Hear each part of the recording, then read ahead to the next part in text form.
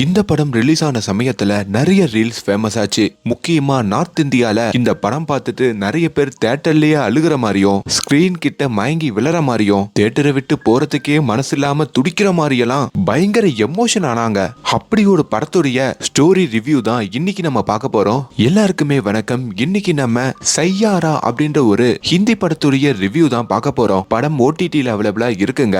இது ஒரு must watch movie. கொஞ்ச நாளாவே நம்ம ஊர்ல பெண்கள் சைட்ல இருந்து இந்த காதல் கதைகள் பெருசா வந்ததில்ல. அது எல்லா குறையும் இந்த படம் தீர்த்து வச்சிருக்கு. அப்படி இந்த கதையில என்ன இருக்குன்றத உள்ள போயே பார்த்துடலாம். இன்னும் லைக் கொடுக்கலனா ஒரு சின்ன லைக்கோட உள்ள வாங்க. பை தி வே, நான் கவின், நீங்க பாக்குறது நம்மளோட பிலிம் பை. வாணி இவங்க தான் நம்ம படத்துடைய ஹீரோயின். இன்னைக்கு வாணியோட திருமணம். வாணிக்கு ஒரு அன்பான அப்பா, கொஞ்சம் கோவக்கார அம்மா, ஒரு வாண்டு தம்பியும் இருப்பாங்க. ரிஜிஸ்டர் ஆபீஸ்ல கல்யாணம் அப்படின்றதுனால இப்ப வாணியும் குடும்பத்தோட வந்து மகேஷ் அப்படின்ற மாதிரியும் தான் காதலிச்ச பர்சனுக்காக வெயிட் பண்ணிட்டு இருக்காங்க. அப்பதான் அதே ரிஜிஸ்டர் ஆபீஸ்ல நிறைய ஜோடிகள் திருமணம் பண்ணிக்கிட்டு இருக்க நம்ம வாணியும் அதையெல்லாம் பார்த்து சந்தோஷப்படுறாங்க. நம்ம வாணியோட கையில ஒரு சின்ன டைரி இருக்கோங்க. எப்பவுமே அவங்க கையிலேயே இருக்கும். அவங்களுக்கு மனசுல தோன்ற எல்லா நினைவுகளையும் அந்த டைரியில எழுதி வச்சுப்பாங்க. அப்படிதான் தன்னுடைய காதலன் மகேஷ பத்தியான போட்டோ டீட்டெயில்னு சொல்லி எல்லாமே அதுல இருக்குங்க. அதை தவிர்த்து நம்ம வாணி நிறைய கவிதைகளும் எழுதுவாங்க. இப்பயும் அங்க இருக்கிற ஜோடிகள் எல்லாம் பார்த்து கவிதை எழுதிக்கிட்டு இருக்காங்க. சையாரா அப்படின்னா ஒரு நட்சத்திரம்னு அர்த்தம். அது ஒரு லோன்லியான நட்சத்திரமா? வானத்துல இருந்தா அது தனியா தெரியுமா? அப்படி என்னுடைய திருமண வாழ்க்கை இவங்க எல்லாரையும் தாண்டி தனியா தெரிய போகுதுன்ற மாதிரியும் அவங்க அந்த டைரியில எழுதிட்டு இருக்க. அப்பதான் நம்ம வாணியுடைய அப்பா அம்மா கிட்ட வந்து அந்த மாப்பிள்ளை வீட்டுல இருக்கிற அவங்க அப்பா அம்மா ஒரு பயங்கரமான குண்டை தூக்கி போடுறாங்க. அதே வேளையில நம்ம வாணிக்கும் அந்த மகேஷ் கிட்ட இருந்து கால் வருது. வாணி, நான் சொல்றத கொஞ்சம் கவனமா கேளு. என்னால கல்யாணத்துக்கு வர முடியாது. நான் இன்னும் ஊர்ல இருந்தே கிளம்பல, பிளைட்டையும் எடுக்கல. நான் வேலை பார்க்கிற கம்பெனியுடைய ஓனர் பொண்ணையே எனக்கு திருமணம் பண்ணி சொல்லி கேக்குறாங்க. நான் மட்டும் அதுக்கு சம்மதிச்சேனா இந்த கம்பெனியோட சிஇஓவா நான் மாறிடுவேன். அது என்னோட லைஃபையே சேஞ்ச் பண்ணிடும். எனக்கு வேற ஆப்ஷன் தெரியல வாணி. நம்ம காதல மறந்துதான் ஆகணும். நீ உன் லைஃப்ல இருந்து மூவ் ஆன் ஆகு. எதை நினைச்சும் ஃபீல் பண்ணாத, போனை வச்சிடுன்ற மாதிரியும் அந்த மகேஷ் போனை கட் பண்றாரு. அவ்வளவுதாங்க. அங்க பல கனவுகளோட கல்யாணத்துக்காக காத்திருந்த வாணி சுக்குநூறா உடையறாங்க. இத வாணியோட அம்மாவும் பார்க்க அங்கேயே நம்ம வாணி மயக்க போட்டு விழறாங்க. நாட்கள் கடந்து போகுது, மாதங்களா மாறுது. இந்த காதல் தோல்வினால நம்ம வாணி அழுது அழுது தன்னுடைய வீட்லயே உக்காந்துகிட்டு இருக்காங்க. ஒரு நாள் அவங்க அம்மா வந்தோம், நீ வயசு பொண்ணுமா, ஏதோ விட்டுட்டு போன நாய்க்காகலாம் உன்னோட கண்ணீரை வேஸ்ட் பண்ணிக்கிட்டு இருக்காத. பெண்களோட கண்ணீர் விலை மதிப்புள்ளது. அதை புரிஞ்சுக்கிட்டு உனக்கு பிடிச்ச வேலைகளை இதுக்கப்புறம் பார்க்க ஆரம்பி அப்படின்ற மாதிரியும் சொல்றாங்க. கட் பண்ணா இப்ப நம்ம வாணி அவங்க அப்பாவோட கார்ல போயிட்டு இருக்கும் போதோ வழியில அப்பதான் முதல் வாட்டி நம்ம ஹீரோவான கிறிஷ பாக்குறாங்க. அவர் ரொம்ப வேகமாவே தன்னோட பைக்ல எங்கேயோ போயிட்டு இருக்காருங்க. இப்ப வாணியும் பஸ் லிஸ்ட் அப்படின்ற மாதிரி ஒரு மீடியா கம்பெனி முன்னாடி வந்து நிக்கிறாங்க. ஆக்சுவலி அங்கதான் நம்ம வாணி வேலைக்கு வருவாங்க போல. அப்ப அவங்க ஷூலே சவுந்திருக்க, அப்படியே அவங்க கையில இருக்கிற டைரிய ஓரமா வச்சுட்டு லேசையும் கட்டிக்கிட்டு இருக்க. அப்பதான் அதே இடத்துல மறுபடியும் நம்ம ஹீரோவான கிறிஷ பாக்குறாங்க. இப்ப நம்ம வாணியும் அந்த கம்பெனிக்குள்ள போறாங்க.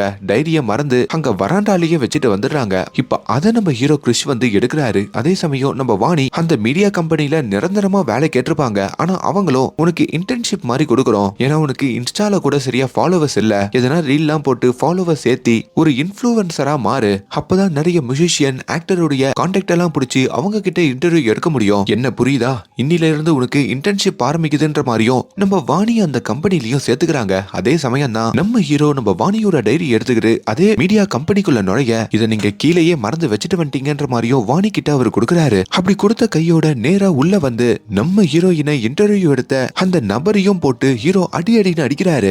ஏன்டா இப்படி அடிக்கிறன்ற மாதிரி கேட்டதுக்கு, ஆக்சுவலி நேத்து ஒரு மேகசின் பப்ளிஷ் ஆயிருக்குங்க. நம்ம ஹீரோ ஒரு பாடகரா இருப்பாரு, அவர் ஒரு மியூசிக் பேண்டையும் வச்சிருப்பாரு. அப்படி நம்ம ஹீரோ பெர்ஃபார்ம் பண்ணத அவங்க போட்டோ எடுத்து போட்டுட்டு இவங்களோட மேகசின்ல ஹீரோவுடைய பேரையே மென்ஷன் பண்ணாம விட்டுறாங்க. ஆனா ஹீரோவோட பேண்ட்ல இருக்கிற ஒரு கிட்டாரிஸ்ட லீடு மாதிரி மென்ஷன் பண்ணி இவங்க மேகசின்லயும் புகழ்ந்து எழுதிருக்காங்க. இதுலதான் ஹீரோக்கு பயங்கர கோவம். ஏண்டா, நான் டியூன் போடுறேன், நான் பாட்டு பாடுறேன், ஆனா என் பேரை எழுதாம என் பேண்ட்ல இருக்கிற ஒரு மியூசிஷியனுடைய பேரை எழுதிருக்கீங்க. அவங்க அப்பா பெரிய ஆளு அப்படின்றதுனால தானே அவர்கிட்ட காசு வாங்கிக்கிட்டு இப்படி எழுதுறீங்க. உங்களால் தாண்டா நல்ல டேலண்ட் எல்லாம் வேஸ்டா போகுது அப்படின்ற மாதிரியும் கோவப்பட்டுட்டு, நல்லா கேட்டுக்கோ, என் பேரு கிறிஷ் கபூர், நீ எழுதலாம் என்ன, ஃபியூச்சர்ல இந்தியாவே என் பேரை சொல்லுண்டா அப்படின்னு சொல்லியும் சவால் விட்டுட்டு போறாரு. இதையும் ஓரத்துல இருந்து வாணி கவனிக்கிறாங்க. இப்ப ராத்திரி நம்ம ஹீரோவுமே ஒரு பப்புக்கு வராருங்க. அவர் ஒரு ஷோ பண்ண வேண்டியதா இருக்கு. ஆனா ஆல்ரெடி அவர் போட்ட சண்டையில அந்த ஷோவையும் அவர் கேன்சல் பண்றாரு. அவர் பேண்ட்ல இருக்கிற அந்த கிட்டாரிஸ்டோடையும் நம்ம ஹீரோ பயங்கரமா சண்டை போடுறாரு. இந்த நெப்போட்டிசம் எல்லாம் உள்ள தூக்கிட்டு வராத, உங்க அப்பா பெரிய ஆள்னா நீ அவர் வச்சு எதனா பண்ணிக்கோ, என் பேண்ட்ல இருக்காதுன்னு சொல்லிட்டோம். நம்ம ஹீரோவும் அவங்களெல்லாம் விரட்டி விட இப்ப நம்ம ஹீரோக்கு ஒரே ஒரு உயிர் நண்பன் மட்டும் இருக்காங்க. அவனை மட்டும் வச்சுக்கிட்டு நம்ம ஹீரோ அவர் கையில ஒரு கிட்டாரை எடுத்து அங்க ஒரு சின்ன ஸ்டேஜ் மாதிரி இருக்குங்க. அவர் கம்போஸ் பண்ண பாட்டை அந்த ஸ்டேஜ்ல வந்தும் பாடுறாரு. இந்த மாலுக்கெல்லாம் போனா ஸ்டேஜ் போட்டு பாட்டு பாடிட்டு இருப்பாங்க பாத்தீங்களா, அந்த மாதிரி தாங்க நம்ம ஹீரோவும் பாடுவாரு. ஆனா ஹீரோவோட வாய்ஸை கேட்டதும் அங்க இருக்கிற பப்ளிக் எல்லாருமே ஹீரோவை சூழ்ந்து நின்னு பயங்கரமா என்கரேஜ் பண்றாங்க. ஒரு இடத்துல நம்ம ஹீரோவுடைய நண்பனும் வந்து நம்ம ஒரு பேண்ட்ல இருந்தோம், அந்த பேண்டை விட்டும் இப்ப வெளியே வந்துட்டோம், வயிற்று பழப்புக்கு என்ன பண்றது, இங்க பிரின்ஸ்னு சொல்லி ஒரு பெரிய ராப் சிங்கர் இருக்காரு, அவர்கிட்ட நம்ம கொலாபா போயிட்டு ஒரு பாட்டை கம்போஸ் பண்ணி கொடுப்போம், அவர் மட்டும் அந்த பாட்டை ஏத்துக்கிட்டாருன்னா நம்மளுக்கு நிறைய காசு கிடைக்கும் அப்படின்ற மாதிரியும் ஹீரோவை ஈகோவை விட்டுட்டு வந்து இன்னொருத்தர்கிட்ட ஒர்க் பண்ணவும் அவர் கேக்குறாரு. நண்பன் கேட்டதுனால ஹீரோவும் அதுக்கு சம்மதிக்க அப்படி அந்த இடத்துல ஒரு மிகப்பெரிய கான்சர்ட் நடக்குதுங்க. யாரு இப்போ ஹீரோவோட ஃப்ரெண்டு சொன்னாரே அந்த பிரின்ஸ் அப்படின்ற ஒரு ராப் சிங்கர்ன்ட்டு, அவருடைய கான்சர்ட் தான். அங்கேயும் பேக் ஸ்டேஜ்ல வந்துதான் இப்ப நம்ம ஹீரோ அவரோட கொலாப் பண்ணி ஒர்க் பண்றத பத்தி பேச வராரு. அப்படி அங்க ஒரு ஈவென்ட் மேனேஜர் இருக்காருங்க. அவருமே நம்ம ஹீரோ கிட்ட வந்து பிரின்ஸோட கொலாப் பண்றதெல்லாம் சாதாரண விஷயம் இல்ல, அவருக்கு முதல்ல டியூன் பிடிக்கணும், உங்ககிட்ட டியூன் இருக்கான்ற மாதிரி கேக்குறாரு. ஹீரோவுமே என்கிட்ட டியூன் இருக்கு, ஆனா லிரிக்ஸ் தான் இல்ல, லிரிக்ஸ் மட்டும் ரெடி ஆயிடுச்சுன்னா அடுத்த கான்செர்ட் போறதுக்குள்ளேயே இந்த டியூனை ஃபைனல் பண்ணி உங்களுக்கு கொடுத்துருவேன்ற மாதிரி சொல்ல, அப்பதான் அதே இடத்துல நம்ம ஹீரோ நம்ம ஹீரோயினை மறுபடியும் பாக்குறாருங்க. ஆக்சுவலி ஹீரோயின் ஒரு இடத்துல இன்டர்ன்ஷிப் பண்ணிக்கிட்டு இருப்பாங்கல்ல, அப்படி அந்த மீடியா கம்பெனில எதனா பெரிய சிங்கர் ஆக்டருடைய இன்டர்வியூ வேணும்னு கேட்டிருப்பாங்க. அப்படி எப்படின்னா இந்த ராப் சிங்கரான பிரின்ஸ் கிட்ட ஒரு இன்டர்வியூ வாங்கிடணும் அப்படின்னு சொல்லிதான் அந்த கான்செர்ட் நடக்கிற ஏரியாவுக்கு நம்ம ஹீரோயின் வந்திருப்பாங்க. அதையும் நம்ம ஹீரோ பார்த்துட்டு இந்த பொண்ணு எனக்கு தெரிஞ்ச பொண்ணுதான் உள்ள விடுங்கன்னு சொல்லியும் ஹீரோயினை உள்ள கூப்பிட்டுக்கிறாரு. அப்படி ஹீரோயின் கிட்ட ஒரு டைரி இருக்குங்க, அந்த டைரியும் வாங்கி நம்ம ஹீரோ வச்சுக்க இங்க பிரின்ஸோடைய இன்டர்வியூ கிடைக்குமான்னு சொல்லி அந்த ஈவென்ட் மேனேஜர் கிட்டயும் ஹீரோயின் பேச போக அப்பதான் ஹீரோ அந்த டைரியில இருக்கிற கவிதைகள் எல்லாம் படிக்கிறாரு. அந்த கவிதைகள் எல்லாம் கொஞ்சம் கிழிஞ்சு போன நிலைமையில இருக்குங்க. நம்ம ஹீரோயின் அவங்க முன்னாள் காதலனை நினைச்சு எழுதிருப்பாங்க போல, ஆனா கிழிஞ்சு போன அந்த பாதி கவிதைகளே நம்ம ஹீரோக்கு ரொம்ப பிடிச்சிருது. நம்ம போட்ட டியூனுக்கு இதுவே ஒரு லிரிக்ஸா இருந்தா எப்படி இருக்கும்னு சொல்லிட்டோம், அது அங்க பாட்டு பாடவும் செய்யறாரு. என்னடா நம்ம கவிதையை எவனோ பாடுறானேன்னு சொல்லி ஹீரோயினும் திரும்பி பார்க்க அது நம்ம ஹீரோவா இருக்க அவர் முதல் ஒரு 4 வரிய மட்டும் தாங்க பாடுறாரு. அந்த 4 வரியுமே அந்த ஈவென்ட் மேனேஜருக்கு ரொம்ப பிடிச்சிருது. டேய் சூப்பரா இருக்குடா, இதை அப்படியே டெவலப் பண்ணு, கண்டிப்பா பிரின்ஸுக்கு இந்த டியூன் பிடிச்சிரும், உன்னோட டியூனையும் அவர் அக்செப்ட் பண்ணிப்பாருன்ற மாதிரி சொல்ல, அதுக்கு இந்த பொண்ணு தான் எனக்கு வந்து லிரிக்ஸ் எழுதி கொடுக்கணும், இந்த டைரியிலேயே பாதி தான் இருந்தது அதான் பாடுன்ற மாதிரியும் இப்ப நம்ம ஹீரோ சொல்றாரு. இப்ப அந்த ஈவென்ட் மேனேஜரும் நம்ம ஹீரோயின் கிட்ட வந்து நீ இந்த கிறிஷ் கூடயே இரு, அப்படி அவனோட பாட்டுக்கு லிரிக்ஸ் எழுதி கொடு,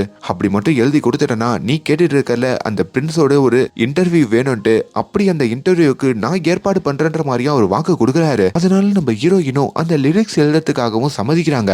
அப்படி நம்ம ஹீரோ ஒரு ஸ்டுடியோ ரென்ட் பண்ணிருக்காருங்க, நீ லிரிக்ஸ் எழுத நான் பாடிடுறேன் அப்படின்னு சொல்லி அந்த ஸ்டுடியோக்குள்ளேயும் நம்ம ஹீரோயினை கூப்பிடுறாரு. ஹீரோ வேற எப்ப பார்த்தாலும் புகை பிடிச்சிக்கிட்டே இருக்கிறதுனால என் பக்கத்துல புகை பிடிக்காதீங்க எனக்கு ஒத்துக்காதுன்ற மாதிரி ஹீரோயின் சொல்றாங்க. அவரும் அங்க அணைக்க சரி வேலையை பார்ப்போம், அன்னைக்கு அந்த லிரிக்ஸ் எழுதிட்டீங்கல அந்த 4 வரி ஓகே, அதுல இருந்து அப்படியே டெவலப் பண்ணுங்கன்ற மாதிரி ஹீரோ சொல்றாரு. எங்க அது என்னோட பர்சனல் டைரிங்க, அதை நீங்க ஓபன் பண்ணி பார்த்ததே தப்பு, நான் உங்களுக்கு வேற லிரிக்ஸ் எழுதி கொடுக்குறேன் அப்படின்னு ஹீரோயின் சொல்ல இதுல ஹீரோவோட முகமும் மாறுது. சரி டக்குன்னு எழுதி கொடுங்கன்ற மாதிரி கேக்குறாரு. ஹீரோயினால அங்க எழுத முடியல, கொஞ்சம் டென்ஷன் ஆகுறாங்க, பழைய காதல்லாம் ஞாபகம் வருது. என்னங்க இன்னும் உங்களால முடியலையா, இந்த ஸ்டுடியோக்கு நான் 1 ஹவருக்கு 3000 ரூபாய் ரெண்ட் கொடுக்கணும், இப்படி லேட் பண்ணா நான் என்ன பண்றதுன்ற மாதிரியும் ஹீரோ பயங்கரமா கத்த, அப்பதான் ஹீரோயினும் எங்க லிரிக்ஸ்ன்றது சும்மா பேச்சு வழக்குல கண்டதை பேசுனது இல்ல, உள்ள இருந்து ஃபீலா வரணுங்க, அப்பதான் உங்களுக்கும் பாட்டு ஃபீலா வரும், இப்பெல்லாம் என்ன பாட்டை போடுறீங்க, சும்மா இன்ஸ்டாகிராமுக்கும் வைபுக்கும் பாட்டு போட்டா அது வெறும் 3 மாசம் 4 மாசத்துக்கு மேல தாங்காது, ஒரு பாட்டுன்னா எப்படி இருக்கணும் தெரியுமா, போயட்டிக்கா இருக்கணும், தனித்துவமா தெரியணும், வெறும் காதுக்கு மட்டும் கேட்கிற பாட்டா இருக்கக்கூடாது, நம்ம மனசை தொடுற பாட்டா இருக்கணும், வாழ்க்கையில இருக்கிற கஷ்டம் நஷ்டம் தோல்வி காதல்னு சொல்லி எல்லாமே அந்த பாட்டை கேட்கும் போது உங்களுக்கு ஞாபகம் வரணும் அப்படின்னு லென்த்தியான ஒரு டைலாக் பேச, அப்பதான் ஹீரோக்குமே ஒரு பாடல் எப்படி இருக்கணும்ன்ற மாதிரியும் புரிஞ்சுக்கிறாரு. ஹீரோயின் மேலேயும் அவருக்கு ஒரு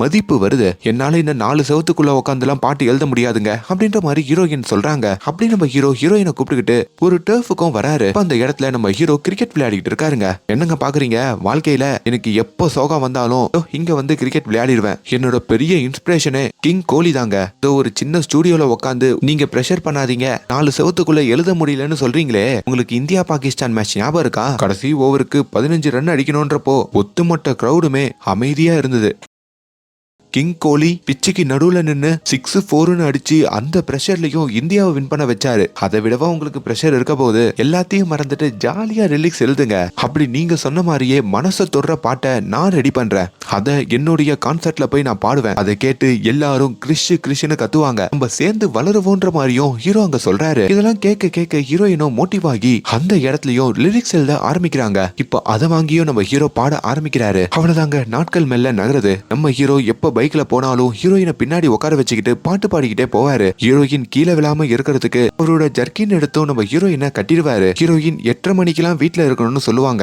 8:25 வீட்டுல விட்டுருவாரு. ஆனா 5 நிமிஷம் இன்னும் டைம் இருக்கு, நீ பேசிட்டு போன்னு சொல்லி ஹீரோயின் வீட்டு முன்னாடியே ஹீரோ பேசிக்கிட்டு இருப்பாரு. அப்படி இவங்க 2 பேரும் நல்ல நண்பர்களா மாறுறாங்க. அப்படி அந்த பாட்டையும் கம்ப்ளீட் பண்றாங்க. அப்படி ஒரு டைம்ல தான் நம்ம ஹீரோ டிராபிக்ல வண்டி ஓட்டும் போதோ திடீர்னு ரோட்ல ஒரு குடிகாரரை பாக்குறாருங்க. அவர் குடிச்சிட்டு அங்க இருக்கிற காரெல்லாம் மறிச்சு கலாட்டா பண்ணிக்கிட்டு இருக்க அதை பார்த்ததும் ஹீரோவுடைய முகமே மாறுது. அவர் ரொம்ப கோவமாவே தன்னுடைய ஸ்டுடியோக்கு வராரு. அப்பதான் அவரோட ஸ்டுடியோக்கு அந்த பிரின்ஸ் அப்படின்ற ரேப் பாடகர் இருக்காரு பாத்தீங்களா, அவரு நம்ம ஹீரோ கம்போஸ் பண்ண அந்த பாட்டை கேட்கறதுக்கு வராரு. அவரும் அந்த பாட்டை கேட்டதும் அவருக்கு ரொம்ப பிடிச்சு போகுதுங்க. லிரிக்ஸும் சூப்பரா இருக்கு, பாட்டும் சூப்பரா இருக்கு. நான் இந்த பாட்டை எடுத்துக்கிறேன். அது இல்லாம ரேப் இல்லாமலாம் என்னோட ஆடியன்ஸ் இந்த பாட்டை கேட்க மாட்டாங்க. அதனால இந்த மெலோடியில சில போர்ஷன்ல மட்டும் நான் ரேப்பை ஆட் பண்ணிக்கிறேன், ஓகேவான்னு ஹீரோ கிட்ட கேட்க இங்க ஹீரோயினோட முகமும் மாறுதுங்க. ஏன்னா ஹீரோவோட கனவே இப்படி ஒரு பாட்டை கம்போஸ் பண்ணிட்டு அவரு ஸ்டேஜ்ல போய் பாடணும், அவரு ஒரு மைக்கேல் ஜாக்சன் மாதிரியும் நம்ம ஆதி அண்ணா மாதிரியும் பயங்கரமா வளரணும்னு நினைச்சிருப்பாரு. ஆனா அந்த பாட்டை இப்ப இந்த பிரின்ஸுக்கு விக்கிறாரே அப்படின்ற மாதிரியும் ஹீரோயின் ஒரு மாதிரி நினைக்க,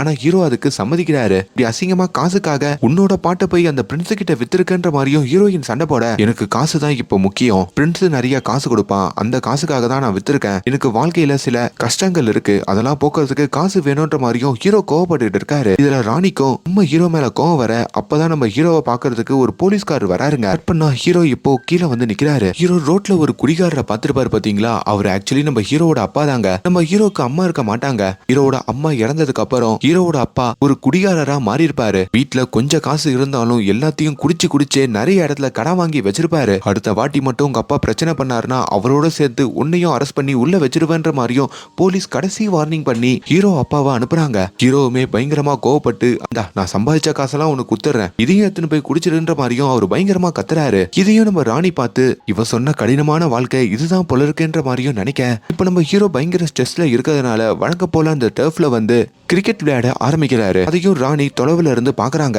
அப்பதான் நம்ம ஹீரோ கிட்ட வந்து, உன் வாழ்க்கை எவ்வளவு கஷ்டமா இருக்கோ அதே மாதிரிதான் என்னோட வாழ்க்கையும், என் வாழ்க்கையிலையும் மகேஷ் அப்படின்ற ஒரு பையன் வந்தான், என்ன காதலிச்சான், கடைசியில ஒரு பெரிய இடத்து பொண்ணை கல்யாணம் பண்ணிக்கிட்டு என்னை விட்டுட்டு போயிட்டான், வாழ்க்கையில இப்படி நடந்துடுச்சுன்னு சொல்லி 2 பேரும் கவலைப்படாம இதுக்கப்புறம் என்ன நடக்க போகுதுன்ற மாதிரி 2 பேரும் சேர்ந்து பயணிப்போம். எனக்கு திரும்பி நிறைய எழுதணும்னு தோணுது, நான் நிறைய எழுதுறேன், நீ நிறைய பாட்டு கம்போஸ் பண்ணு, இந்த ஒரு பாட்டு தானே நீ அவனுக்கு வித்த, நீ அடுத்து கம்போஸ் பண்ற பாட்டை உனக்காக நீ பயன்படுத்திக்கோ, நான் உன் கூடவே இருக்குன்ற மாதிரியும் வாணி சொல்றாங்க. ஹீரோவும் நெகிழ்ந்து போறாரு. இப்ப நம்ம ஹீரோவோட அப்பா வழக்கம் போல ஒரு பார்ல உட்காந்து குடிச்சுக்கிட்டு இருக்க, அங்க இருந்து நம்ம ஹீரோ தான் அப்பாவை கூப்பிடவும் போறாரு. அங்க கடைக்காரன் வந்தோம் ஹீரோ அப்பா கிட்ட சண்டை போட்டு அவர் பர்ஸை புடுங்கிட்டு போக, காசெல்லாம் எடுத்துக்கோ என் பர்ஸை கொடுத்துட்டுன்ற மாதிரி ஹீரோவோட அப்பா கதறாருங்க. அப்பதான் ஹீரோ அந்த பர்ஸை வாங்கி பாக்குறப்போ அதுல நம்ம ஹீரோவோட போட்டோவும் அவங்க அம்மாவோட போட்டோவும் இருக்கிறத பாக்குறாரு. அவசரப்பட்டு நம்ம அப்பாவை காயப்படுத்திட்டுமே, நம்ம அம்மா இல்லாதனால தானே அப்பா இப்படி ஆனாருன்ற மாதிரியும் ஹீரோ அங்க இன்னும் மனசடைஞ்சு போக, இப்ப நம்ம ஹீரோவோட அப்பாவை வாணி நேரா கூட்டிட்டு வந்து இந்த குடிக்கிறவங்களுக்கு மறுவாழ்வு மையம்னு ஒண்ணு இருக்கும் பாத்தீங்களா, அந்த இடத்துல சேர்க்கறாங்க.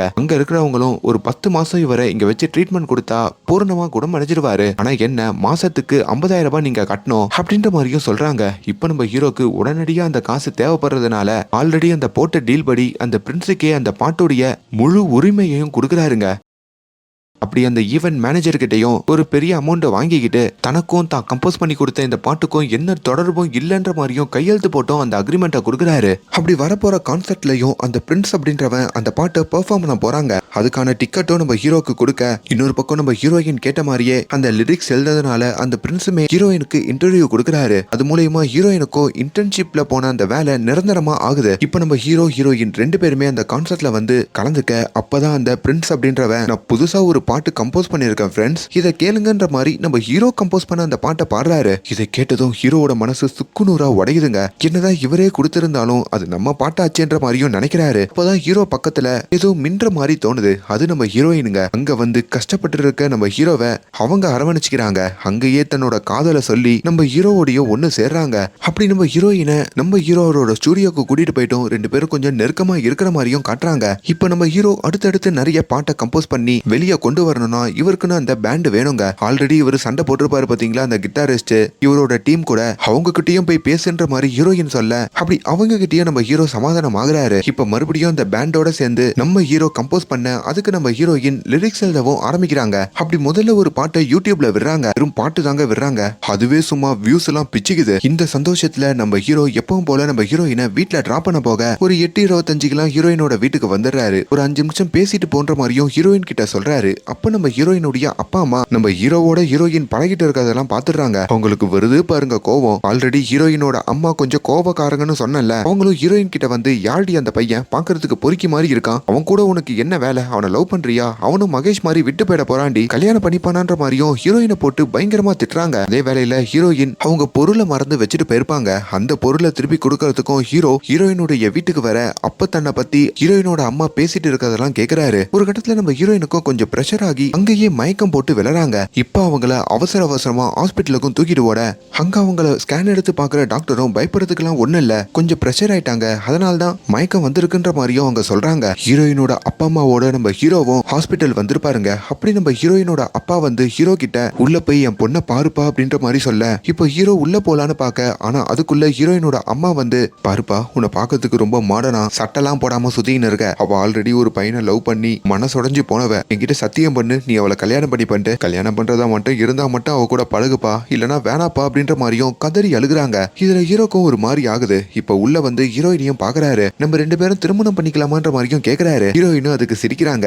உனக்கு மேரேஜ்னா என்னன்னு தெரியுமாடா, எங்க அம்மா எதனா சொன்னாங்கன்னு சொல்லிலாம் கல்யாணத்தை பத்தி பேசாத, உன் கனவு என்ன, ஒரு பெரிய பாடகர் ஆகணும், வானத்துல ஒரு தனி நட்சத்திரமா தெரியணும், அதானே அந்த ட்ரீமை முதல்ல நீ அடையணும், அதுக்கு என்னோட முழு ஒத்துழைப்பையும் நான் கொடுக்குறேன் அப்படின்ற மாதிரியும் ஹீரோயின் சொல்ல இப்ப ஹீரோக்கும் அங்க சந்தோஷம் ஆகுதுங்க. இப்ப நம்ம ஹீரோ கம்போஸ் பண்ணி ஒரு பாட்டு பயங்கர ஹிட் ஆயிருக்கும்ல, அந்த பாட்டுடைய ஆல்பம் ஷூட் பண்றதுக்கும் ஹீரோ கோவா வரைக்கும் போக வேண்டி இருக்கு. ஹீரோயினுக்கு உடம்பு சரியில்லாதனால அவங்க இப்ப மும்பையிலேயே தாங்க இருக்காங்க. அப்படி நம்ம ஹீரோ கோவா வந்து இறங்க அந்த இடத்துல நிறைய பப்ளிக்லாம் நம்ம ஹீரோவை பாக்குறாங்க. ஏ கிருஷ்ணி அப்படின்னு சொல்லி எல்லாரும் நம்ம ஹீரோ பேரை கத்துறாங்க.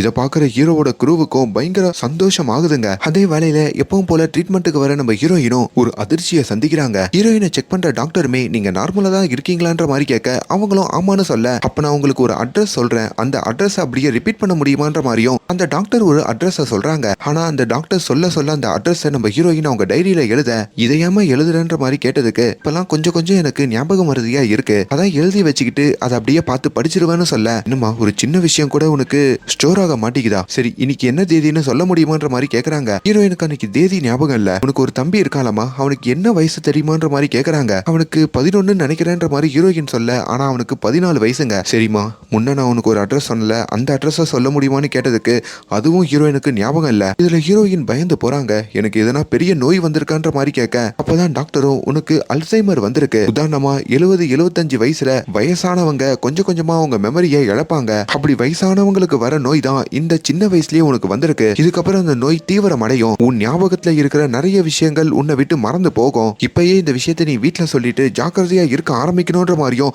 ஹீரோயின் கிட்ட சொல்ல இதுல ஹீரோயின் சுக்குநூறா உடையறாங்க. எங்க நம்ம ஹீரோ கிறிஷையே மறந்துடுவோமோ அப்படின்ற மாதிரியும் அவங்களுக்கு ஒரு பயம் வருதுங்க. இந்த பயத்தோடைய தன்னோட வீட்டை நோக்கி ஹீரோயின் போயிட்டு இருக்க அப்பதான் இந்த ஆல்பம் சாங்கை ஷூட் பண்ண போன ஹீரோவுமே அதை ஷூட் பண்ணிட்டு ஹீரோயினை வந்து பாக்குறாரு. ஹீரோ கிட்ட எனக்கு ஹாஸ்பிட்டல்ல நடந்த விஷயத்த சொல்லலான்னு வர, ஆனா ஹீரோ அதை கேட்காம என்ன பாக்கிறதுக்கு எவ்வளவு ஃபேன்ஸ் வந்திருந்தாங்க பாத்தியா, நம்ம நினைச்ச மாதிரி நான் ஒரு ஸ்டார் ஆக ஆரம்பிச்சிட்டேன், நீ என் கூட இருந்தா நான் என்ன வேணா மாறுவேன்ற மாதிரியும் நம்ம ஹீரோ அங்க பூரிச்சு போய் சொல்லிட்டு இருக்காரு. இதை கேட்கும் போதும் ஹீரோயினுக்கு பயங்கர சந்தோஷமா இருக்குங்க. அதனால இவனை இதை சொல்லி கஷ்டப்படுத்தணுமான்னு சொல்லியும் தனக்கு வந்த நோயை சொல்லாமையே மறைச்சிடுறாங்க. அவ்வளவு ஏங்க நம்ம ஹீரோயின் அவங்க வீட்டுல கூட இந்த விஷயத்த சொல்லல. இப்ப நம்ம ஹீரோயின் அவங்களோட ஆபீஸுக்கு வரப்போ அவங்க ஆபீஸுக்கு ஒரு புது இன்வெஸ்டர் வந்திருக்காருங்க. அவரு வேற யாரும் இல்ல, நம்ம ஹீரோயின் முன்னாடி காதலிச்ச அந்த மகேஷ் தாங்க. அந்த மகேஷுக்கு இப்போ திருமணம்லாம் ஆகி ஏ வாணி எப்படி இருக்குன்ற மாதிரி ரொம்ப கூலாவே நம்ம வாணி கிட்ட பேசுறாரு. இதுல வாணி சுக்குநூறா உடஞ்சு போறாங்க. அதே வேலையில இங்க நம்ம ஹீரோ இருக்காரு பாத்தீங்களா, அவருமே ஒரு கான்செர்ட் விஷயமா கவாத்தி எல்லாம் போக வேண்டி இருக்குங்க. அவரோட ட்ரெஸ் எல்லாம் பேக் பண்ணிட்டு கிளம்பலான்னு பார்க்க நான் உனக்கு ட்ரெஸ் எல்லாம் பேக் பண்ணி கொடுக்குறேன்ற மாதிரியும் சொல்ல, ஏ வாணி இப்பதானே நம்ம ட்ரெஸ் எல்லாம் பேக் பண்ணோம், நீ என்ன லூசா மறுபடியும் பேக் பண்றன்ற மாதிரி கேட்க, அப்பதான் வாணி கொஞ்சம் கொஞ்சமா சின்ன விஷயங்களை கூட நம்ம மறந்துடுறோன்ற மாதிரியும் பயப்படுறாங்க. இப்ப ஹீரோவையும் அந்த கான்சர்ட்டுக்கு அனுப்பி வச்சுட்டு வரத்துக்கு ஒரு வாரம் ஆகும், நீ பத்திரமா இருன்ற மாதிரியும் ஹீரோ சொல்லிட்டு போறாரு. இப்போ ஹீரோயினோட ஆபீஸ்ல ஒரு பார்ட்டி வச்சிருக்காங்க. அந்த பார்ட்டியில கலந்துக்கிறதுக்கும் நம்ம ஹீரோயின் அங்க வராங்க. அப்படி மறுபடியும் அந்த பப்ல தன்னுடைய முன்னாள் காதலனான மகேஷ பாக்குறாங்க. அங்கதான் நம்ம வாணியோட நோய் வேலையா காட்டுதுங்க. அவங்களுக்கு நிகழ்காலத்துல இருந்தது எல்லாமே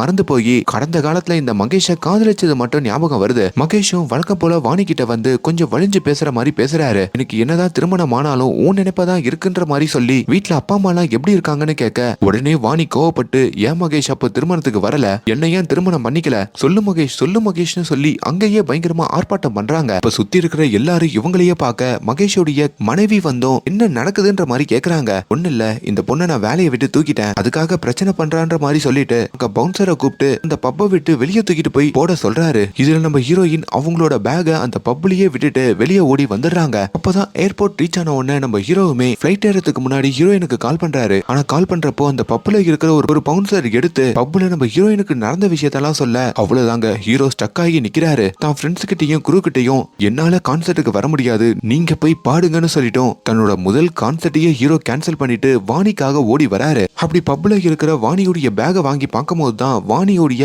மெடிக்கல் ரிப்போர்ட் எல்லாம் அந்த பேக்ல இருக்குங்க. அதுல அவங்களுக்கு அல்சைமர் இருக்குன்ற மாதிரியும் ஹீரோக்கு அப்பதான் புரியுது. இங்க நம்ம வாணியும் தனக்கு யாருமே இல்ல அப்படின்னு நினைச்சுக்கிட்டு ஹீரோ விளையாடுற அந்த டர்ஃப்ல கிரிக்கெட் விளையாடிக்கிட்டு இருக்காங்க. அப்ப அந்த இடத்துக்கு நம்ம ஹீரோ வராரு. அவங்களுக்கு எப்படி கிரிக்கெட் விளையாடணும்னு சொல்லி கொடுத்துட்டோம், நீ உனக்கு இருக்கிற நோயை என்கிட்ட எதுக்கு சொல்லலன்ற மாதிரி கேக்குறாரு. நீ என்கிட்ட வராத, என்னால நீ ஹர்ட் ஆயிடுவ, அதான் சொல்லல, நீ கான்சர்ட்டுக்கு கிளம்புன்ற மாதிரி ஹீரோயின் பயங்கரமா திட்ட, எனக்கு உன்னை விட எதுவுமே முக்கியம் இல்ல வாணி, நீதான் முக்கியம், எல்லாத்தையும் கியூர் பண்ணலான்ற மாதிரியும் ஹீரோ சொல்றாரு. அப்பதான் நம்ம ஹீரோயினுடைய வீட்லயும் அவங்களுக்கு இருக்கிற நோயை பத்தி ஹீரோ சொல்லி புரிய வைக்க ஹீரோயினோட அப்பா அம்மாவும் பயங்கரமா துடிச்சு போறாங்க. இப்ப டாக்டர் எல்லாம் வந்து பாக்குறாங்க. கொஞ்சம் மைண்ட் அவங்களுக்கு ரிஃப்ரெஷ்ஷா இருக்கிறதுக்கு நீங்க எதனா ஃபேமிலி ட்ரிப் போயிட்டு வாங்கன்ற மாதிரி சொல்ல, அப்பதான் நம்ம ஹீரோயின் ரெண்டு பேருமே ஒரு ட்ரிப் போலான்னு முடிவு பண்றாங்க. இப்ப ஹீரோயினுடைய குடும்பத்திலையும் ஹீரோவை புரிஞ்சுக்கிட்டு அவங்க கிளம்புறதுக்கு முன்னாடி ரெண்டு பேருக்கும் ஸ்வீட் எல்லாம் கொடுத்து ரெண்டு பேரையுமே வழி அனுப்பி வைக்கிறாங்க. அப்படி கோவா மாதிரி ஒரு இடத்துக்கு வந்து இவங்க ரெண்டு பேருமே ஒரு பீச் ரெசார்ட்லாம் எடுத்து அங்க ரொம்ப சந்தோஷமா அவங்களுக்கான நேரத்தை ஸ்பெண்ட் பண்ண ஹீரோவும் மனசுக்கு பிடிச்ச சில பாடல்களும் கம்போஸ் பண்றாரு. அப்பதான் நம்ம ஹீரோவுடைய ஃப்ரெண்டு அவருக்கு கால் பண்றாருங்க. மச்சான், நம்மளுடைய முதல் கான்சர்ட்டுக்கு வந்த கூட்டத்தை பாத்தியா,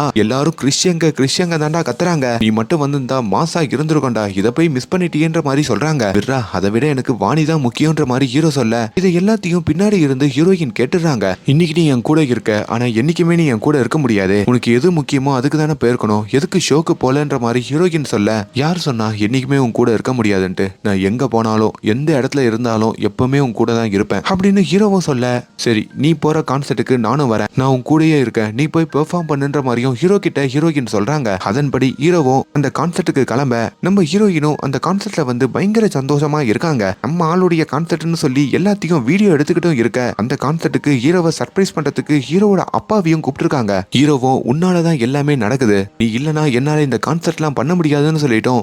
அவர் ஸ்டேஜுக்கும் வராரு. இப்ப ஸ்டேஜுக்கு பின்புறம் இருந்து ஹீரோ பெர்ஃபார்ம் பண்றதையும் ஹீரோயின் பாத்துக்கிட்டு இருக்க, அப்பதான் அதே இடத்துல அந்த மகேஷையும் நம்ம ஹீரோயின் பாக்குறாங்க. இந்த கான்சர்ட்டை ஸ்பான்சர் பண்றதுல ஒன் ஆஃப் த ஸ்பான்சர் நானு அப்படின்னு அந்த மகேஷும் ஹீரோயின் கிட்ட சொல்ல, மறுபடியும் ஹீரோயினுக்கு நிகழ்காலம் மறந்து அந்த மகேஷை காதலிச்ச காலங்கள் ஞாபகம் வருது. மகேஷும் நீ எதுக்காக இங்க வந்தன்ற மாதிரி கேட்டதுக்கு ஹீரோயின் உனக்காக தான் வந்த மகேஷ் அப்படின்ற மாதிரி சொல்றாங்க. மகேஷோட மைண்ட் மாறுது. அப்போ என்னுடைய ரூமுக்கு வரியான்னு சொல்லிட்டு அங்கேயே ஒரு ரூம் இருக்குங்க, அங்கேயும் நம்ம ஹீரோயினா அந்த மகேஷ் கூட்டிட்டு போறான். இப்போ ஹீரோயினுடைய ஞாபகத்துல சுத்தமா நம்ம ஹீரோவை காதலிச்சது அவன் கூட இருக்கிறதுலாம் இருக்கவே இருக்காதுங்க. அப்படி மகேஷோடைய ரூமுக்கும் வந்து மகேஷோட மடியிலையும் உட்காந்துக்கிட்டு, என்னை விட்டு போவாத மகேஷ், நம்ம ரெண்டு பேரும் திருமணம் பண்ணிக்கலாம் மகேஷ் மாதிரியும் கெஞ்ச, மகேஷும் அதுக்கு சம்மதிச்சுட்டு முதல்ல நீ என் பக்கத்துல வா, மத்ததெல்லாம் அப்புறம் பாத்துக்கலான்ற மாதிரி சொல்ல, இப்ப இது எல்லாத்தையும் அங்க ஓரமா இருந்து ஹீரோ கேக்குறாரு. நம்ம ஹீரோயினுக்கு இருக்கிற நோயாலதான் அவ இப்படி ரியாக்ட் பண்றான்ற மாதிரி ஹீரோ புரிஞ்சுக்க, அந்த மகேஷ் கிட்டையும் ஒழுங்கு மரியாதையா அவளை விடுறா அப்படின்னு சொல்ல, இப்ப மகேஷும் நீ இவ விஷயத்த தலையிடாத வெளியே போன்ற மாதிரியும் ஹீரோ கிட்ட சண்டை போடுறாரு. இப்போ ஹீரோ கோவம் வந்து அந்த மகேஷை போட்டு அடின்னு அடிக்க,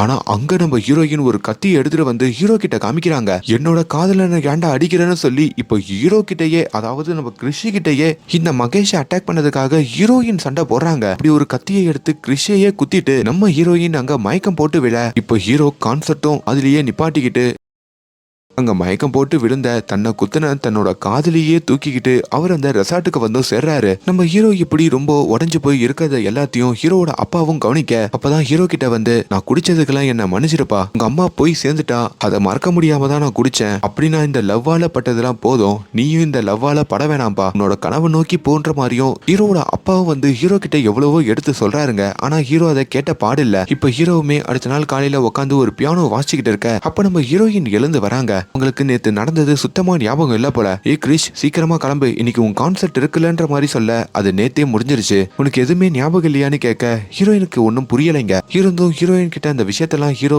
மறைச்சிட்டு அப்படியே ஜாலியா பேச ஆரம்பிக்கிறாரு. ஆனாலும் ஹீரோயினுக்கு இங்க ஏதோ தப்பா நடந்திருக்குன்ற மாதிரியும் புரியுது. இப்ப நம்ம ஹீரோ அங்க இருந்து போறதுக்கு முன்னாடி நம்ம ஹீரோயின் ஹீரோவோட கைய பிடிச்சு, நான் என்ன ஆனாலும் இந்த உலகமே அழிஞ்சாலும் எனக்கு எவ்வளவு பெரிய நோய் வந்தாலும் எப்பவுமே மேல இருக்கிற காதல் எனக்கு குறையவே குறையாது மகேஷ் அப்படின்ற மாதிரி சொல்றாங்க. என்ன சொன்னாங்க? மகேஷ்னு சொல்லுவாங்க. அவ்வளவுதாங்க, ஹீரோவோட பேரை கூட இப்ப அவங்க மறந்துட்டாங்க போல. இந்த வார்த்தையை கேட்டதும் ஹீரோ அங்க சுக்குநூறா உடையிறாரு. ஒரு அன்பு முத்தத்தையும் தன்னோட காதலியோடைய நெத்தியில கொடுத்துட்டு அங்கிருந்து இதை நினைச்சே அழுதுகிட்டு வெளியே வராரு. இதெல்லாம் பாக்குற ஹீரோவோட நண்பர்களும், இந்த பொண்ணை விட்டுட்டு வா, அவளை பாத்துக்கிறதுக்கு அவங்க அப்பா அம்மா இருக்காங்க, நம்ம கான்செர்ட்டை பார்ப்போம்னு சொன்னாலும் என்னால இதுக்கப்புறம் கான்செர்ட்லாம் வர முடியாது, இவளை பக்கத்துல இருந்து கடைசி வரைக்கும் பாத்துக்க போறன்ற மாதிரி ஹீரோ சொல்றாரு. இதுல ஹீரோவோட நண்பர்களும் ஹீரோவோட சண்டை போட்டுட்டு பிரியிறாங்க. இப்ப நம்ம ஹீரோ மறுபடியும் அதே ரெசார்ட்டுக்கு வர, ஆனா அங்க நம்ம ஹீரோயினை காணுங்க. பதறி போறாரு, எல்லா இடத்துலயும் தேடுறாரு, எங்க தெரியும் ஹீரோயினை காணோம். இப்ப இந்த விஷயம் ஹீரோயினுடைய அப்பா அம்மா கிட்டையும் சொல்ல போலீஸ்லயும் கம்ப்ளைண்ட் கொடுக்குறாங்க. தான் பொண்ணுக்கு அல்சைமர் நோய் இருக்கு, அவ எல்லாத்தையும் மறந்துடுவா, எப்படின்னா தேடி கண்டுபிடிச்சு கொடுங்கன்ற மாதிரி சொல்ல, அப்படி வீதி வீதியா தெரு தெருவா எல்லா இடத்துலயும் தேடுறாங்க. ஆபீஸ் எல்லாம் போய் பாக்குறாங்க, எங்கேயுமே ஹீரோயினை காணுங்க. அப்பதான் நம்ம ஹீரோயின் எழுதிட்டு போன ஒரு டைரி மட்டும் ஹீரோக்கு கிடைக்குது. அந்த டைரியில நம்ம ஹீரோயின் கிளம்புறதுக்கு முன்னாடி ஒரு பாடல் வரியை எழுதி வச்சுட்டு போயிருக்காங்க. அப்பதான் ஹீரோக்குமே புரியுது, அந்த பொண்ணு நம்ம கூட இருந்தா இவன் ஹர்ட் ஆயிடுவான்னு சொல்லி வாண்டடா தான் கிளம்பி போயிருக்கா. கிளம்புறதுக்கு முன்னாடி இந்த பாடல் வரியும் நம்மளுக்கு கொடுத்துட்டு போயிருக்கா அப்படின்ற மாதிரியே புரிஞ்சுக்கிட்டு இப்ப வேக வேகமா ஒரு ஸ்டூடியோக்கு வராருங்க. தான் ஃப்ரெண்ட்ஸ் கிட்டையும் இந்த பாடல் வரியை வச்சு என் லைஃப் டைம்லயே ஒரு பெஸ்ட் பாட்டை நான் கம்போஸ் பண்ண போறேன், இந்த பாட்டை கேட்டு என்னோட காதலை புரிஞ்சுக்கிட்டு அவ எங்க இருந்தாலும் என்ன தேடி வருவா, அப்படி இந்த பாடலை உலகம் முழுக்க எல்லா கான்செர்ட்லயும் போய் பாட போறன்ற மாதிரியும் ஹீரோ சொல்றாரு. அப்படிதாங்க நம்ம ஹீரோ அந்த பாடலை கம்போஸ் பண்ணி கிட்டத்தட்ட ஒரு வருஷத்துல இந்தியாவுடைய மிகப்பெரிய சிங்கரா மாறுறாரு. அப்படி எத்தனையோ பெரிய பெரிய கான்செர்ட்ல எல்லாம் போயிட்டு அவர் பெர்ஃபார்ம் பண்றாரு. அப்படி ஒரு வருஷம் ஆகியும் ஒரு எவ்வளவு பெர்ஃபார்ம் பண்ணியும் எவ்வளவு இடத்துக்கு போயும் நம்ம ஹீரோயினான வாணியை கண்டுபிடிக்க முடியலைங்க. அப்படிதாங்க ஃபாரின்ல ஒரு கான்செர்ட் பண்றதுக்காக நம்ம ஹீரோ போயிருக்க, நம்ம ஹீரோவுடைய பாட்டு பயங்கர ஃபேமஸ் ஆகி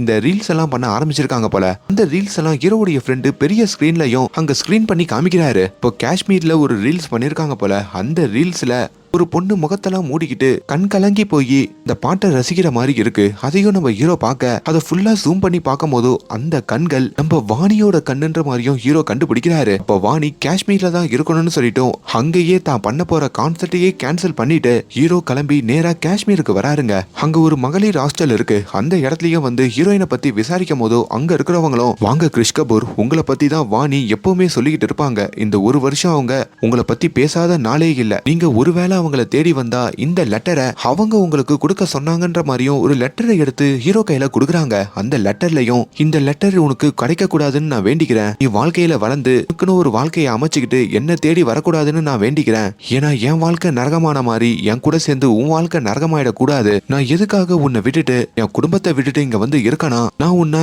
அவ்வளவு ஹர்ட் பண்ணிருக்கேன், அதனால தான் அப்படின்னு நம்ம ஹீரோயினுக்கு அப்போ அவங்க முன்னாள் காதலை நான் பார்த்துட்டு அவரோட அந்த ரூமுக்கு போனதும் நம்ம ஹீரோவை பார்த்து மகேஷ்னு கூப்பிட்டது அது எல்லாமே ஞாபகம் வந்திருக்கோங்க. இவனுக்கு போய் இப்படி ஒரு துரோகத்தை பண்ணிட்டோமே, நம்மளால இவன் எவ்வளவு ஹர்ட் ஆகுறான், இவன் நம்ம கூட இருந்தா கண்டிப்பா இன்னும் ஹர்ட் ஆகிட்டே தான் இருப்பான், நம்ம எங்க இருந்தாலும் தேடி வந்துருவான், அதனால நம்ம கண்காணாத இடத்துக்கு போயிடணும்னு சொல்லி தான் இங்க வந்திருப்பாங்க, அதெல்லாம் அந்த லெட்டர்ல எழுதியிருக்க. இப்ப ஹீரோயினுடைய ரூமை வந்து பார்க்கும் போதோ அங்க ஹீரோவோட புகைப்படம் தாங்க அதிகமா இருக்கு. இதையும் பார்த்து அவர் நிகழ்ந்து போறாரு. இப்ப வெளியே வந்து பார்த்தா அங்க நம்ம ஹீரோயின் உட்காந்துட்டு இருக்காங்க. இப்ப அந்த ஹாஸ்டல்ல பாத்துக்கிறவங்களும், இந்த பொண்ணு ரொம்ப நாளாவே உன் பேரை சொல்லிட்டு இருந்தா, ஆனா கிட்டத்தட்ட ஒரு வாரமா ரூமுக்குள்ளேயே இருக்கா, ஏதோ எழுதிக்கிட்டே இருக்கா, மேபி அவளுக்கு எல்லாமே மறந்துடுச்சு போல இருக்குன்ற மாதிரி சொல்ல ஹீரோவோ அங்க நம்ம ஹீரோயினை பார்த்த சந்தோஷத்துல நிகழ்ந்து போறாரு. எப்படின்னா ஹீரோயினுக்கு பழசெல்லாம் ஞாபகப்படுத்துறமேனு சொல்லியும் பக்கத்துல உக்காந்துக்கிட்டு எப்படி இருக்கான்னு கேட்க அவங்க நம்ம ஹீரோவை பார்த்து நீ யாருன்னு கேக்குறாங்க. அங்க ஹீரோ சுக்குநூறா உடையறாரு. அப்பதான் ஓப்பனிங் சீன்ல நம்ம ஹீரோயின் அந்த லிரிக்ஸ் எழுதுறப்போ ஒரு 4 செவத்துக்குள்ள யோசிக்க சொன்னா எப்படி யோசிக்க முடியும்னு சொல்லியிருப்பாங்கல்ல. அப்படி நம்ம ஹீரோ ஒரு 4 செவத்துக்குள்ளேயே இவ இருக்கிறதுனால தான் நம்மள மறந்துருக்கா, வா வெளியே போலான்னு சொல்லிட்டு அங்க இருக்கிற ஒரு ஐஸ் மலைக்கும் கூட்டிட்டு போயிட்டு என்ன இன்னுமா ஞாபகம் இல்ல அப்படின்னு சொல்லி அங்க கிரிக்கெட் விளையாடுறாருங்க. இவர் எப்பவுமே விராட் கோலியை புகழ்ந்து சொல்லுவார்ல அந்த இந்தியா பாகிஸ்தான் மேட்ச பத்தி, அந்த மேட்ச பத்தியும் அங்க ஹீரோயின் கிட்ட சொல்லிட்டு இப்பயும் நான் யாருன்னு ஞாபகம் இல்லையான்னு கேட்க அவங்க இல்லன்னு சொல்றாங்க. கிட்டத்தட்ட 3ஆம் பிறையில நம்ம கமல்ஹாசன் பண்ற மாதிரியே மறுபடியும் அந்த கிரிக்கெட் விளையாடி அவர் காமிக்க சரி நம்ம ஹீரோயினுக்கு இவர் யாருன்னு ஞாபகம் இருக்கோங்க. ஆனா பேரை சொன்னா இவ இங்கேயே இருந்துட போறான்னு சொல்லிதான் ஞாபகம் இல்லன்னு சொல்லிருப்பாங்க போல. ஆனா ஹீரோ எவ்வளவு அழுகிறதெல்லாம் பார்த்துட்டு கிறிஷ் கபூர் உன்ன எனக்கு ஞாபகம் இல்லாம போயிடுமாடான்ற மாதிரி சொல்ல அங்கதாங்க ஹீரோக்கு உசிரே திரும்புது. அங்கேயே ஹீரோயினை கட்டி அணைச்சுக்கிட்டு தயவு செஞ்சு என்னை விட்டு போவாத, என்னானாலும் பாத்துக்கலாம், நீதான் என்னுடைய அந்த ஜொலிக்கிற நட்சத்திரம்ன்ற மாதிரி சொல்றாரு. அவ்வளவுதாங்க இப்ப இவங்க 2 பேருமே கட்டி தழுவி ஒன்னு சேர்றாங்க. இப்ப அந்த மிகப்பெரிய கான்செப்ட்ல நம்ம ஹீரோயினுடைய ஹீரோ வந்து கலந்துக்கிற மாதிரியும் அதுக்கப்புறம் இவங்க 2 பேருக்கும் திருமணம் நடக்கிற மாதிரியும் சந்தோஷமா வாழ்ற மாதிரியும் இந்த படத்தோட கதை முடியுதுங்க. ஒரு வித்தியாசமான படம் பார்க்கணும்னு நினைக்கிறவங்க, முக்கியமா ஒரு காதல் படத்தை பார்க்கணும்னு நினைக்கிறவங்க இந்த படத்தை ட்ரை பண்ணுங்க. அண்ட் மேலும் இந்த மாதிரியான வீடியோஸை தொடர்ந்து பார்க்கறதுக்கு நம்மளோட சேனலை சப்ஸ்கிரைப் பண்ணுங்க. Thank you so much.